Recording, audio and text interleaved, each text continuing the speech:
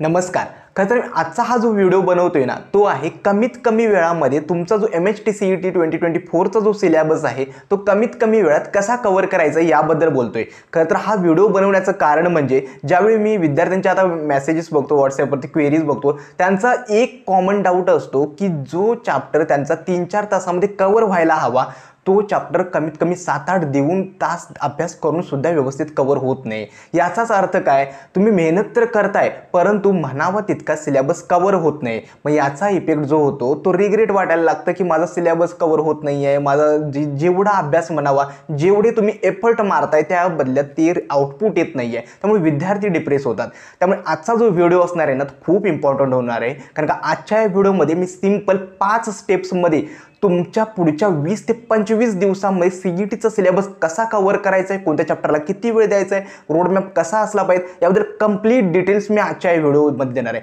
खरं तर आजचा जो व्हिडिओ आहे तो एंडिंगपर्यंत नक्की बघा, चॅनलला लाईक करा, शेअर करा आणि सबस्क्राईब देखील करा. आता येतो व्हिडिओच्या मेन कंटेंटवर. म्हणजे काय तर समजा आता माझ्याकडे 40 दिवस शिल्लक आहेत. ॲझ्युम करतो की मी 15 मार्च ते 25 एप्रिलचा जर वेळ धरला तर या 40 दिवसांमध्ये माझं प्लॅनिंग कसं असलं पाहिजे.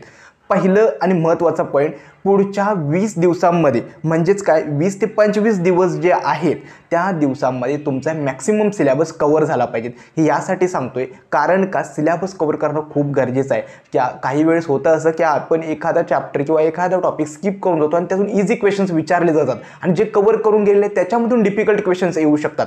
मग याचा इफेक्ट क्वेश्चन पेपरमध्ये किंवा एक्झामवर होतो. त्यामुळे आता इतकंच करायचं आहे की मॅक्सिमम सिलेबस कव्हर करायचा आहे पुढच्या 20 ते 25 दिवसांमध्ये आणि त्यानंतरची जी 15 ते 20 दिवस राहणार आहेत त्यामध्ये तुम्हाला मग रिव्हिजन येणार आहे. तुमचे वीक टॉपिक्स जे आहेत ते कव्हर करायचे आहेत, त्यासोबत फुल लेंथ मॉक टेस्ट द्यायचे आहेत, जेणेकरून ज्या स्कोरवर तुम्ही स्टँड करता त्यापासून तुमचा स्कोर जो आहे हळूहळू इम्प्रूव्ह होत जाईल. हे खूप गरजेचं आहे. त्यामुळे शेवटचे 15 ते 20 दिवस आहेत त्यामध्ये तुमचं रिव्हिजन, वीक टॉपिक्स आणि फुल लेंथ मॉक टेस्ट. आणि मॉक टेस्टवरून आम्ही कालपासून आमची जी full length mock test series आहे ती स्टार्ट केलेली आहे. ज्या विद्यार्थ्यांना मॉक टेस्टमध्ये इनरोल करायचं आहे त्यांच्यासाठी डिस्क्रिप्शन बॉक्समध्ये मी रजिस्ट्रेशन फॉर्मची लिंक दिली आहे. आणखीन एक डाऊट विद्यार्थी विचारत होते की मॉक टेस्टची एंड डेट काय आहे. मॉक टेस्ट ही CET एक्झामपर्यंत चालू असणार आहे. तुम्ही कधीही मॉक टेस्टमध्ये सिरीजमध्ये इनरोल करू शकता आणि असं नाही की मॉक टेस्टचं काही शेड्यूल आहे. तुम्हाला तुमच्या सोयीनुसार मॉक टेस्ट कधीही देता येते. ज्यावेळी तुम्हाला 3 तासाचा स्लॉटचा वेळ मिळेल त्यावेळी तुम्हाला मॉक टेस्ट देता येते. मॉक टेस्टबद्दल थोडक्यात सांगायचं झालं total 25 full length online test आहेत, ज्या टेस्टमध्ये तुम्हाला डिटेल्ड सोल्युशन्स मिळणार आहे. मॉक टेस्ट सबमिट केल्यानंतर इन्स्टंटली तुम्हाला रिझल्टसुद्धा डिस्प्ले होणार आहे आणि प्रत्येक विद्यार्थ्याला एक पर्सनल मेंटर मिळणार आहे जो त्या विद्यार्थ्याला पर्सनली गाईड करणार आहे की तुमचा स्कोर कसा इम्प्रूव्ह करायचा आहे, तुमच्या मिस्टेक्स कुठे होत आहेत, तुमचा सिलेबस कसं करायचं, या सगळ्या गोष्टी आम्ही मॉक टेस्टमध्ये प्रोव्हाइड करणार आहोत. पहिलं म्हणजे आम्ही फक्त full length mock test provide करणार आहोत, पर्सनल मेंटरशिप देतो आहोत. त्यानंतर वीकली टॉपर सेशन आणि डेली डाऊट सेशन हे सुद्धा आम्ही मॉक टेस्टमध्ये इनरोल केलं आहे. मॉक टेस्टचे रजिस्ट्रेशन चालूच आहे. तुम्हाला जेव्हा वाटेल त्यावेळी तुम्ही जरूर मॉक टेस्टमध्ये इनरोल करा. आता येतो दुसरा पॉईंट. म्हणजे काय, पहिलं तरी कळालं की पुढच्या 40 ते 40 दिवसांचं नियोजन कसं असलं पाहिजे. दुसरा पॉईंट म्हणजे काय तर पहिलं आता तुम्हाला ॲनालाइज करावं लागणार आहे. ॲनालाइज यासाठी की तुम्ही आता नोट डाऊन करून ठेवायचं एका शीटवरती की तुमचा किती टक्के सिलेबस कव्हर झाला आहे subject wise, chemistry, physics, mathematics किती टक्के अपूर्ण राहिला आहे. दुसरं आता सिलेबस तर कव्हर झाला आहे मग त्यामध्ये सुद्धा 3 प्रकार येणार आहेत. एक म्हणजे काय, कोणते चॅप्टर म्हणजे स्ट्रॉंगली परफेक्ट आहेत म्हणजे त्यातून कोणताही MCQ येऊ देत तो तुम्हाला सॉल्व्ह होते. दुसरं असे चॅप्टर्स आहेत जे मॉडरेटली तुमचे कव्हर झाले म्हणजेच काय MCQ जमतात परंतु सगळेच MCQ जमत नाहीत. आणि थर्ड आहे जे तुम्ही चॅप्टर्स अजून बघितले पण नाहीत असे चॅप्टर. त्यामुळे पहिली स्टेप आता करायची आहे, स्वतःला ॲनालाइज करायचं आहे. वीक चॅप्टर्स, मॉडरेट आणि जे चॅप्टर्स जे आहेत तुमचे स्ट्रॉंग आहेत ते सगळे नोट डाऊन करून ठेवायचं आहे. याचा उपयोग तुम्हाला पुढे ज्यावेळी तुम्ही प्लॅनिंग करणार आहेत कोणता चॅप्टर कधी कव्हर करायचा आहे त्यामध्ये होणार आहे. दुसरं, आता जे 40 दिवस राहिले ते खरंच खूप इम्पॉर्टंट आहेत. कारण का मी प्रत्येक व्हिडिओमध्ये सांगत असतो गेली 2 वर्ष जी तुम्ही मेहनत केली आहे, जी तुमच्या पेरेंट्सनी तुमच्यावरती इन्व्हेस्टमेंट केलेली आहे, जे तुम्ही 4 वर्ष तुमच्या आयुष्याची इंजिनिअरिंगची कोणत्या कॉलेजमध्ये घालवणार ते डिटरमाइन करणार आहात पुढचे 40 दिवस. त्यामुळे मित्रांनो, प्रोकास्टिनेशन किंवा मला होत नाही, MCQ सॉल्व्ह होत नाहीत ही कारणं देणं थोडं थांबवा आणि फोकस करा. जास्तीत जास्त तुम्ही तुमचे एफर्ट्स घ्या. तुम्हाला तुमचा बेस्ट द्यायचा आहे एवढं लक्षात ठेवा. त्यामुळे प्रत्येक दिवस तुम्हाला मॅनेज करणं आलं पाहिजे, मला प्रत्येक दिवसाचं शेड्यूल जे असलं पाहिजे ते तुम्ही स्टिक राहिलं पाहिजे. तिसरा आणि महत्त्वाचा पॉईंट यामध्ये असं असतो की तुम्हाला तुमच्या प्रायोरिटीज सेट करायच्या असतात. म्हणजेच काय, आपण काय करतो की रँडमली कोणताही चॅप्टर पिकअप करतो आणि ठरवतो की मला आज हा चॅप्टर कव्हर करायचा. असं नाही आहे. त्या चॅप्टरची खरंच तुम्हाला म्हणजे तो चॅप्टर खरंच तुम्ही बॅक आहात का, म्हणजे त्या सब्जेक्टमध्ये तुमचे चॅप्टर्स खरंच मागे तुम्ही राहिलात का, हे खूप इम्पॉर्टंट आहे. अर्थात होईल असं की केमिस्ट्रीचा 80% सिलेबस कव्हर झाला आहे आणि तुम्ही केमिस्ट्रीचे चॅप्टर्स कव्हर करत चाललात आणि मॅथ्सचा 40% सिलेबस कव्हर झाला, हे चालणार नाही. त्यामुळे तुम्हाला प्रायोरिटीज सेट करायच्या आहेत. त्यामुळे दुसरी स्टेप काय असणार आहे, तुम्हाला सेल्फ ॲनालिसिस करायचं आहे, तुमचा डे प्रॉपरली मॅनेज करायचा आहे, टाइम टेबल सोबत स्टिक करायचं आहे आणि तुमच्या प्रायोरिटीज स्टिक करायच्या आहेत की कोणता चॅप्टर कोणत्या वेळी पिकअप करायचा आहे. ही झाली दुसरी स्टेप. आता येतो तिसरी स्टेप, म्हणजे काय, चॅप्टर वाईज तुमची स्ट्रॅटेजी पुढच्या 20 ते 25 दिवसात कशी असले पाहिजे सिलेबस कव्हर करणे, जी खूप गरजेची आहे. मी असं करणार आहे, माझ्याकडे फिजिक्स, केमिस्ट्री आणि मॅथमॅटिक्स आहेत. पहिली आणि हाय प्रायोरिटी मी मॅथ्सला देणार आहे, दुसरी केमिस्ट्रीला देणार आहे आणि तिसरी देणार आहे ती म्हणजे फिजिक्सला. मॅथ्सचा एकही चॅप्टर स्किप करायचा नाही, हे सगळ्यात महत्त्वाचं आहे. दुसरं, केमिस्ट्रीचाही एकही चॅप्टर स्किप करायचा नाही. फिजिक्सचे काही चॅप्टर स्किप केले जे डिफिकल्ट चालतील, परंतु माझं तरी सजेशन आहे मॅक्सिमम सिलेबसच कव्हर करा. मॅथ्स मॉडरेट लेवलचंच येणार आहे, एका क्वेश्चन्सला 2 मार्क मिळणार, त्यामुळे एकही चॅप्टर स्किप करू नका.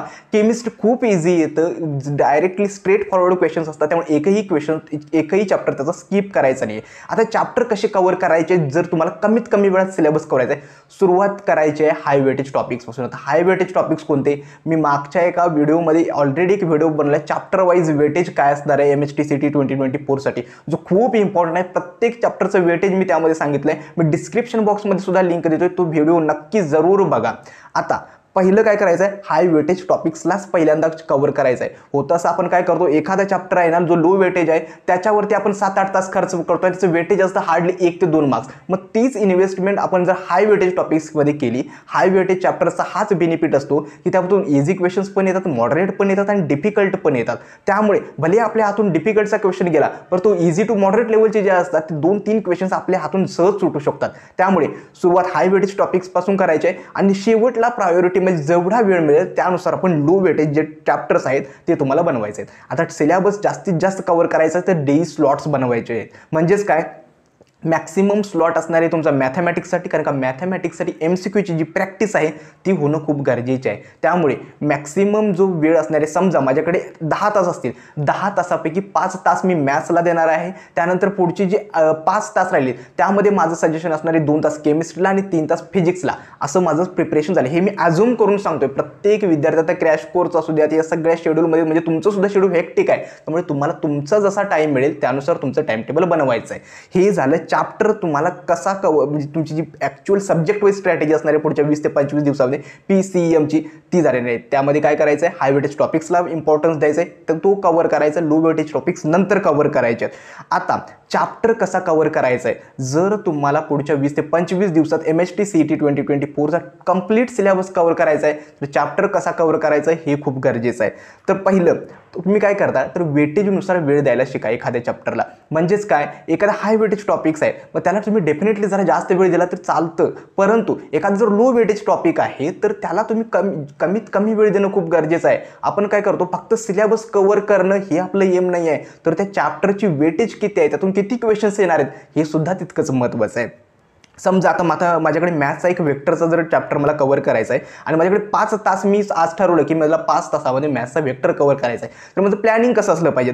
पहिल्या 1 तासामध्ये मी काय करेल, तर यूट्यूबवरून जे बेस्ट यूट्यूब चॅनल्स असतील त्यामधून 1 तासामध्ये मला 1 शॉट लेक्चरमधून त्या वेक्टरची पूर्ण थिअरी कव्हर करणार आहे. एका तासामध्ये पूर्ण थिअरी 1 शॉट लेक्चरची कव्हर आहे. पुढच्या 30 मिनिटांमध्ये मला काय करायचं आहे, जेवढी मी थिअरी शिकलेली आहे त्यामध्ये माझे फॉर्म्युला शीट्स बनवायचे आहे, जी मला शेवटी एंडिंगला उपयोगाची होणार आहे तो चॅप्टर रिवाईज करण्यासाठी.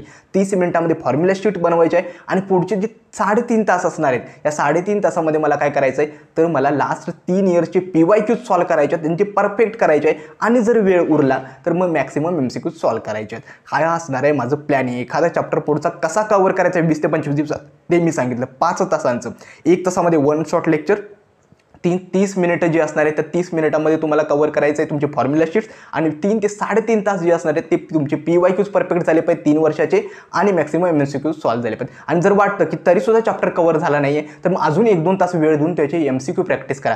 जेवढी जास्त MCQ प्रॅक्टिस तुम्ही कराल तेवढं तुमच्यासाठी फायदेशीर असणार आहे, एवढं लक्षात ठेवा. आता ही झाली 4थी स्टेप की चॅप्टर तुम्हाला कसा कव्हर करायचा आहे.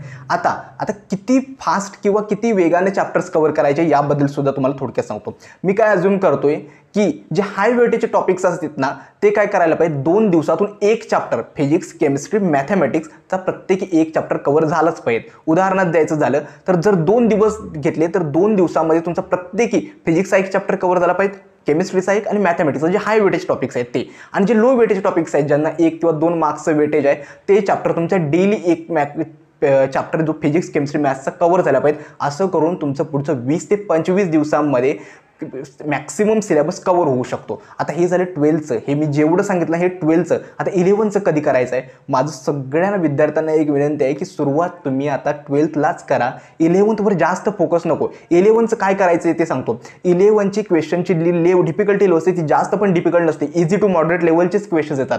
मग 11चे फक्त मागच्या 3 वर्षाचे PYQ जरी सॉल्व्ह केलेत ना, जेवढे काही चॅप्टरमधून विचारले, ऑप्टिक्स वगैरे जे चॅप्टर्स आहेत ते खूप इम्पॉर्टंट आहेत, तेवढे जरी केलेत ना तेवढे होतील. परंतु आता 12थवर फोकस करा. शेवटच्या 10 ते 15 दिवसांमध्ये जसा तुम्हाला वेळ मिळेल त्यानुसार तुम्ही 11thला टार्गेट करा. आता जास्तीत जास्त वेळ 12थवरती द्या. आणखी सगळ्यात महत्त्वाची एक शेवटची बोनस टिप तुम्हाला देतो. असं तुमच्यासोबत होत असेल की तुम्ही चॅप्टर करताय परंतु होतं असं की एका चॅप्टरमध्ये तुम्ही अडकून पडलेले असतात. म्हणजेच काय वाटतं की हा चॅप्टर 7-8 तास झाले तरी तिथंच तुम्ही पडलेला आहात, तुमचे MCQs होण्याचे होत नाही आहेत, थिअरी व्यवस्थित झाले परंतु MCQs सॉल्व्ह होत नाहीत. लक्षात ठेवा, वाटतंय ना की एका चॅप्टरलाच तुम्ही स्टिक राहताय, तो चॅप्टर तिथं स्किप करा आणि पुढं मूव्ह ऑन करा. हे खूप गरजेचं आहे. कधी काय होतं की आपण एका चॅप्टरला स्टिक राहतो, हे असं करून उपयोग नाही आहे. तसं जर बघाल तर सिलेबस कधीच कव्हर होणार नाही. त्यामुळे वाटतंय एखादा चॅप्टर खूप डिफिकल्ट जातोय तिथं स्किप करा, पुढे जा, पुढचं चॅप्टर कव्हर करा आणि त्यानंतर हवं तर मागे येऊन तो चॅप्टर पुन्हा एकदा कव्हर करा. खरं तर आजचा जो व्हिडिओ होता तो कमीत कमी वेळामध्ये तुम्हाला MHT CET 2024चा सिलेबस कसा कव्हर करायचा आहे त्याबद्दल होता. कोणत्याही नवीन टॉपिकवरती व्हिडिओ असेल ते देखील मला कमेंट सेक्शनमध्ये कळवा. ज्या विद्यार्थ्यांना फुल लेंग्थ मॉक टेस्टमध्ये एनरोल करायचं आहे डिस्क्रिप्शन बॉक्समध्ये लिंक दिले आहे, त्यामध्ये जरूर एनरोल करा. आजचा हा व्हिडिओ मी येथेच थांबवतो.